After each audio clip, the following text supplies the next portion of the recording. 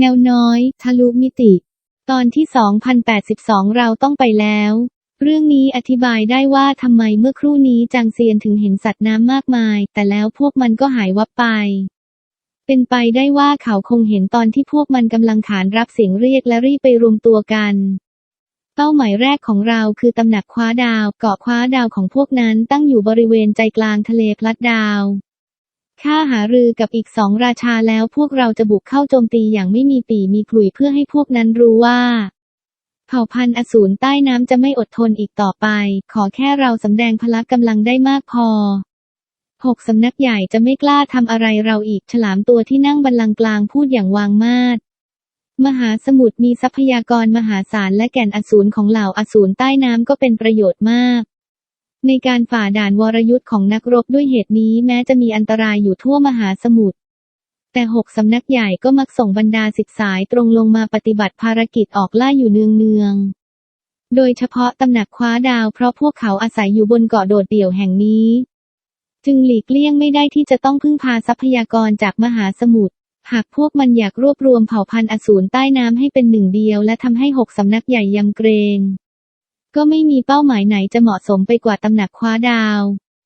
ปลาดุกทะเลตัวหนึ่งที่มีหูมากมายออกความเห็นฝ่าบาทคงจะดีที่สุดหากพวกเราทำให้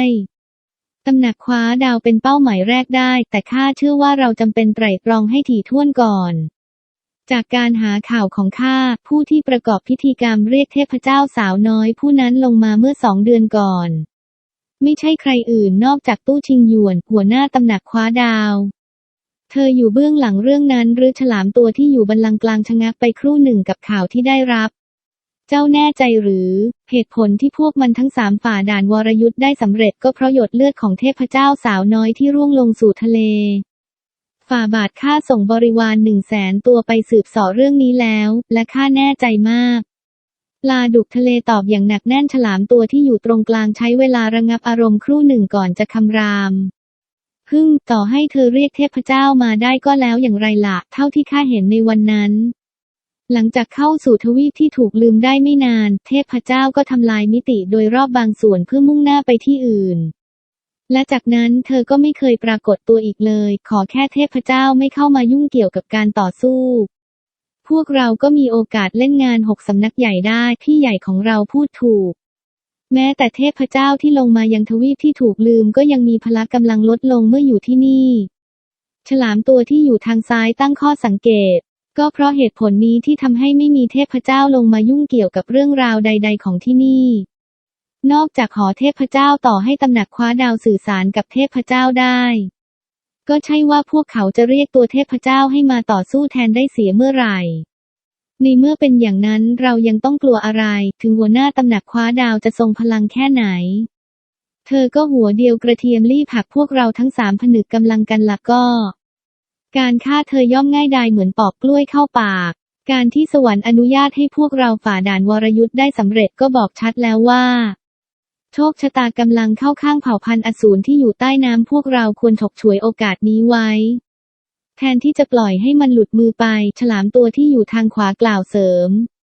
ยุคสมัยของพวกเราใกล้เข้ามาแล้วที่ผ่านมาพวกเราเคยแข่งฆ่ามนุษย์ไปมากมายเท่าไหร่หลังจากนี้จะมากกว่านั้นเป็น2 เท่าเราจะทำให้พวกเขารู้ว่าจะมาดูถูกพวกเราไม่ได้พวกเราไม่ได้เกิดมาให้ใครดูถูกคำพูดนั้นจุดประกายและสร้างความเร่าร้อนให้เผ่าพันธุ์อสูรใต้น้ำทั้งกลุ่มไม่ว่าจะเป็นกุ้งฝอยปลาหมึกปูหอยนางรมทุกตัวพากันสั่นเทิมด้วยความตื่นเต้นเมื่อได้ยินคำประกาศนั้นหลายพันปีที่ผ่านมาเผ่าพันธุ์มนุษย์จาก6 สำนักใหญ่กุมอำนาจในทวีปที่ถูกลืมมาตลอดทำให้เผ่าพันธุ์อสูรใต้น้ำไม่กล้าเหยียบย่างพื้นดินเพราะเกรงจะถูกฆ่าแต่ในเมื่อตอนนี้พวกมันมีอสูรขั้นกึ่งสวงสวรรค์คอยหนุนหลังแล้วก็ไม่ต้องหวาดกลัวอะไรอีกจางเซียนที่ซ่อนตัวอยู่ด้านหลังพึมพำพร้อมกับขมวดคิ้วหัวหน้าตำหนักคว้าดาวหรือตำหนักคว้าดาวก่อตั้งโดยเผ่าพันธุ์ปีศาจจากโลกอื่นในเมื่อหลัวลู่ชิงเป็นเทพเจ้าแห่งจิตวิญญาณก็เป็นธรรมดาที่เธอจะตอบรับเสียงเรียกร้องของพวกเขาหากสิ่งที่ใครๆพูดถึงหลัวลู่ชิงเป็นความจริงแล้วก็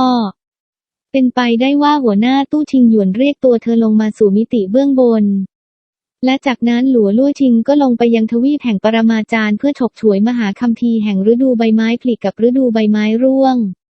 เท่าที่เห็นการเข้าถึงหัวหน้าตู้ชิงหยวนให้ได้คือหัวใจของการไขข้อเท็จจริงที่อยู่เบื้องหลังทุกอย่าง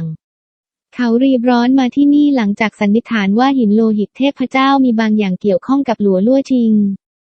แต่ดูเหมือนประเด็นของเขาจะผิดไปถ้าตู้ชิงหยวนคือผู้ที่เรียกหลัวลั่วชิงลงมาเธอจะไม่รู้ได้อย่างไรว่าหลัวลั่วชิงเป็นใครและอยู่ที่ไหนเราต้องกลับเสียทีจางเซียนบอกตัวเองหลังจากได้รู้ข้อมูลสำคัญนอกจากความจริงที่ว่ามีอสูรขั้นกึ่งสวงสวรรค์อยู่ตรงนี้ถึง3 ตัวเพียงแค่อสูรระดับอมตะขั้นสูงอีกหลายร้อยตัวก็เกินพอจะเล่นงานเขาแล้วเหตุผลหลักที่เขาพยายามเสาะหาต้นกำเนิดที่แท้จริงของโลหิตเทพเจ้าก็เพื่อจะตรวจสอบว่าหลัวลั่วชิงมาที่มิติเบื้องบนจริงหรือไม่และจากนั้นเธอไปไหนในเมื่อเขาสามารถสอบถามข้อมูลเหล่านี้จากหัวหน้าตู้ชิงหยวนได้ก็ไม่จำเป็นต้องอยู่ที่นี่อีกต่อไปเพราะถึงอย่างไรก็ไม่ควรแกว่งเท้าหาเสี้ยนจางเซียนค่อยๆถอยฉากแต่ขณะที่กำลังจะออกจากถ้ำก็รู้สึกได้ถึงกระแสพลังจิตวิญญาณจากภายในพลังงานนั้นทำให้จี้ที่ห้อยอยู่รอบลำคอของเขาเกร็งขึ้นเล็กน้อยความร้อนอย่างน่าสะพรึงแผ่ซ่านออกจากตัวมันจางเซียนรีบหันกลับไปและเห็นฉลามตัวที่อยู่ตรงกลางนำเลือดสีแดงก่ำหยดหนึ่งออกมาให้เผ่าพันธุ์อสูรทั้งหมดที่อยู่ตรงหน้าได้เห็นเลือดหยดนั้นมีขนาดเพียงแค่เมล็ดงาแต่พลังงานที่มันแผ่ออกมาจัดว่ารุนแรงมากราวกับโลกทั้งโลกถูกบีบอัดเข้าไปในนั้นถ้าพลังงานในปริมาณระดับนั้นถูกปลดปล่อยออกมาทั้งมหาสมุทรจะต้องเดือดพล่านนี่คือโลหิตเทพเจ้าฉลามตัวที่อยู่ตรงกลางพูดขณะลุกขึ้นจากบัลลังก์มันคือกุญแจที่ทำให้พวกเราสำเร็จวรยุทธ์ขั้นกึ่งสวงสวรรค์ที่ไม่มีใครเทียบชั้นได้พวกเจ้าควรจงรักภักดีและยอมรับใช้ข้าโดยปราศจากเงื่อนไขแล้วจะไม่ผิดหวังกับสิ่งที่ได้รับฝ่าบาทพวกเรายินยอมพร้อมใจมอบชีวิตให้ท่านการปรากฏของโลหิตเทพเจ้าทำให้เผ่าพันธุ์อสูรใต้น้ำตาโตขณะกู่ก้องคำรามอย่างตื่นเต้นแค่เลือดหยดเดียวของเทพเจ้าตัวจริงก็เกินพอจะทำให้พวกมันสำเร็จวรยุทธ์ขั้นกึ่งสวงสวรรค์แล้ว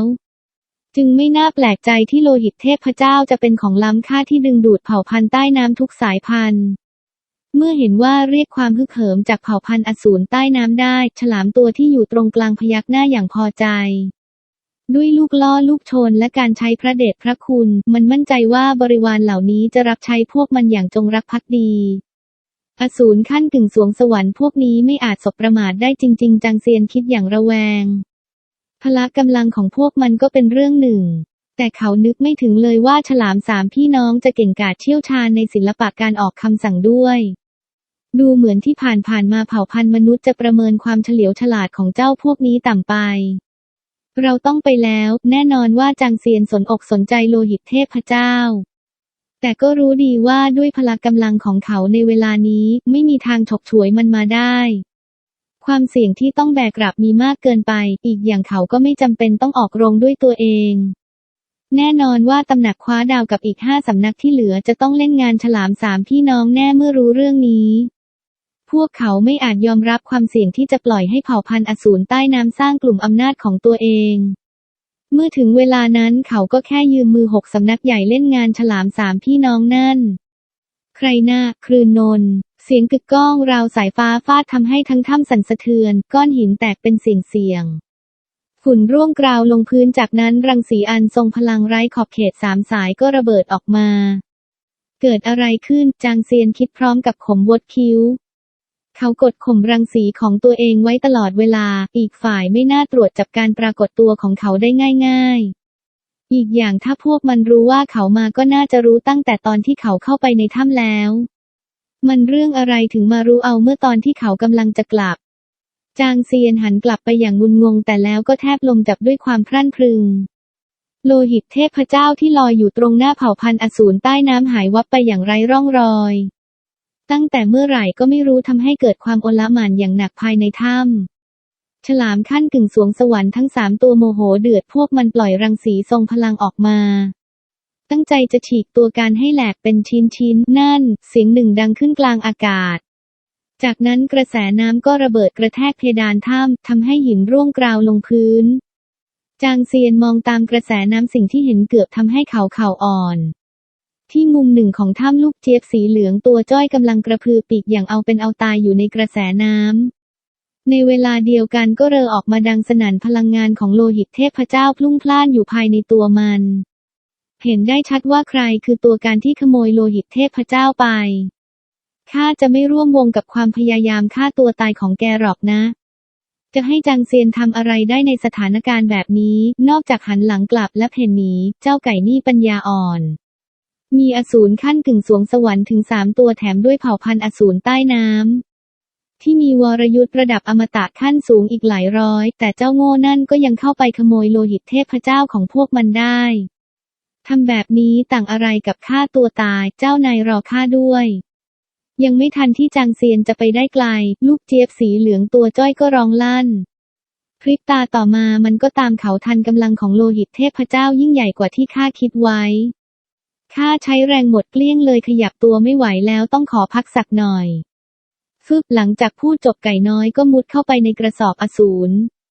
จางเซียนมองไปรอบๆเห็นกองทัพอสูรใต้น้ำกำลังจับจ้องเขาด้วยสีหน้าตกตะลึงทำเอาเขาแทบปล่อยโฮสวรรค์โปรดข้าทำอะไรผิดถึงต้องถูกลงโทษแบบนี้แกก็เล่นง่ายเข้าไปหลับแล้วทิ้งภาระทุกอย่างไว้ให้ฉันคราวนี้ข้าจะทำอย่างไรจางเซียนพึมพำสาปแช่งเขาอยากจะย่างเจ้าไก่สารเลวนั่นทั้งเป็นแต่ก็รู้ดีว่าการจะทำแบบนั้นได้ก็ต้องเอาชีวิตออกจากที่นี่ให้ได้ก่อนจางเซียนรีบสำแดงศิลปะการเคลื่อนไหวเทียบฟ้าและเพ่นหนีโดยไม่ลังเลหากมัวรีรอต่อไปคงได้ตายแน่ตอนที่2083ของล้ำค่าขั้นกึ่งสวงสวรรค์จับเขาไว้มนุษย์กล้ามาถึงที่นี่และขโมยโลหิตเทพเจ้าของพวกเราได้อย่างไรฆ่ามันสับเนื้อมันให้หมากินแกมันโง่พวกเราไม่มีหมาอยู่ใต้น้ำสักหน่อยให้ข้ากินแทนดีกว่าเผ่าพันธุ์อสูรใต้น้ำเม็ดวาดกล้องอย่างคลุ้มคลั่งเพิ่งเมื่อครู่นี้เองที่พวกมันประกาศอย่างมั่นอกมั่นใจว่าจะขับไล่มนุษย์ออกไปจากมหาสมุทรแต่หลังจากนั้นไม่นานมนุษย์คนหนึ่งก็เล็ดลอดเข้ามาถึงถิ่นของพวกมันและขโมยโลหิตเทพเจ้าไปเป็นธรรมดาที่พวกมันจะโมโหบึ้งมมขณะที่จางเซียนเพ่นหนีกระแสพลังงานมากมายนับไม่ถ้วนก็ระเบิดรอบตัวเขาทำให้ขนลุกขนชันไปหมดจางเซียนแทบปล่อยโฮออกมาฆ่าแค่มาแอบดูเฉยๆสาบานได้เลยว่าไม่ได้เป็นตัวการที่ขโมยโลหิตเทพเจ้าของพวกเจ้าทำไมไม่มีใครเชื่อข้าฉลามสีเทาที่นั่งอยู่บนบัลลังก์ด้านซ้ายลุกพรวดและคำรามเดือดเจ้าคิดว่าจะเข้านอกออกในที่นี่ได้ตามใจงั้นหรือมันฟาดหางจากนั้นก็เข้าขวางจางเซียนแน่นอนว่าศิลปะการเคลื่อนไหวเทียบฟ้าของจางเซียนนั้นไร้เทียมทานแต่การเคลื่อนไหวของเขาถูกขัดขวางอย่างหนักจากความหนืดของน้ำส่วนคู่ต่อสู้ที่เขากำลังเผชิญนั้นอาศัยอยู่ในน้ำมาทั้งชีวิตร่างกายของพวกมันคุ้นเคยกับการเคลื่อนไหวในน้ำเป็นอย่างดีด้วยเหตุนี้เขาจึงไม่มีโอกาสทำความเร็วเหนืออีกฝ่ายได้เลยแกไอ้มนุษย์หัวขโมยชดใช้ความโง่เง่าของตัวเองซะฉลามสีเทาฟาดหางทรงพลังของมันเข้าใส่จางเซียนด้วยเรี่ยวแรงที่อาจทำให้มิติโดยรอบพังทลายไม่ต้องสงสัยเลยว่าจางเซียนในเวลานี้ไม่อาจต้านทานการโจมตีที่ทรงพลังขนาดนั้นได้อันตรายของอสูรขั้นกึ่งสวงสวรรค์ที่เชี่ยวชาญการโจมตีนั้นเหนือชั้นกว่าเต่าหลังดำมากถึงตอนนี้จางเซียนตื่นตระหนกเล็กน้อยเขาภาคภูมิใจในความเร็วของตัวเองมาตลอดแต่เมื่ออยู่ใต้น้ำก็ไม่ต่างอะไรกับหอยทากที่คืบคลานแข่งกับกระต่ายป่าจางเซียนหันไปเห็นอสูรใต้น้ำที่มีวรยุทธ์ระดับอมตะขั้นสูงกลุ่มใหญ่พากันจ้องมองเขาอย่างโกรธแค้นฉลามขั้นกึ่งสวงสวรรค์อีก2 ตัวพุ่งเข้าใส่เขาด้วยเจตนาสังหารหนักหน่วงปฏิกิริยาตอบโต้ของจางเซียนนั้นรวดเร็วแต่ก็เลี่ยงไม่ได้ที่จะหมดหนทางเมื่อต้องต่อสู้กับเผ่าพันธุ์อสูรใต้น้ำยังไม่ทันจะรู้ตัวก็ถูกพวกมันล้อมไว้อย่างแน่นหนาไปรู้ดีว่าสถานการณ์กำลังคับขันจางเซียนสะบัดข้อมือดาบระดับอมตะขั้นสูงสวงสวรรค์5 เล่มปรากฏตรงหน้าเขาด้วยการกระดิกนิ้วดาบทั้ง5 เล่มที่มีเจตจำนงเพลงดาบของเทพเจ้าอยู่ภายในก็พุ่งเข้าไปในถ้ำฉลามขั้นกึ่งสวงสวรรค์ที่อยู่ตรงหน้าเขาทรงพลังเกินไปไม่มีทางที่เขาจะเผชิญหน้ากับมันตรงๆได้ในเวลาเดียวกัน เขาก็กำลังถูกผลักดันให้กลับเข้าไปในถ้ำหมดหนทางหลบหนีจางเซียนจะปล่อยให้ตัวเองติดแงกอยู่ที่นี่ไม่ได้ในเมื่อถูกล้อมไว้ทั้ง4ทิศทางแล้วทางเดียวที่จะหนีพ้นก็คือทะลุเพดานถ้ำถ้าเขาหาทางออกไปได้ก็จะลัดเลาะไปตามคูอาศัยพืชใต้น้ำที่ขึ้นอยู่หนาแน่นบริเวณนั้นอำพรางตัวและน่าจะหนีไปได้อย่างปลอดภัยเพราะการจะควานหาตัวเขาท่ามกลางมหาสมุทรขนาดใหญ่ที่มีเผ่าพันธุ์อสูรอยู่มากมายย่อมเป็นเรื่องยากขอแค่เขาออกจากถ้ำนี้ได้ด้วยความสามารถในการปลอมตัวก็มีโอกาสสูงที่จะหลบหนีได้สำเร็จบึ้มดาบประดับอมตะขั้นสูงสวงสวรรค์ทั้ง5เล่มปลดปล่อย7จำนงเพลงดาบของเทพเจ้าออกมาพร้อมกันการผนึกกำลังกันของพวกมันเหนือชั้นกว่าแม้แต่ดาบฟาดฟันทะเลของเขาในชั่วพริบตาทางเดินที่เปิดทางให้จางเซียนหลบหนีได้ก็พุ่งทะลุเพดานถ้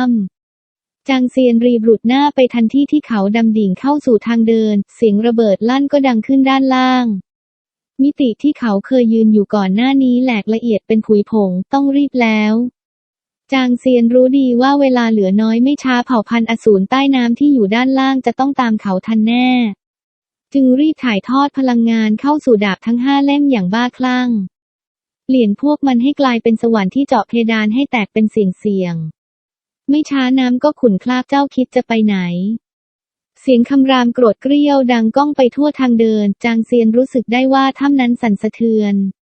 ฉลาม3พี่น้องคิดไม่ถึงว่าจางเซียนจะพุ่งทะลุเพดานแต่พวกมันก็รีบตามไปติดเพราะจางเซียนตัวเล็กทางเดินที่เขาขุดขึ้นจึงไม่ใหญ่พอให้ฉลาม3พี่น้องผ่านไปได้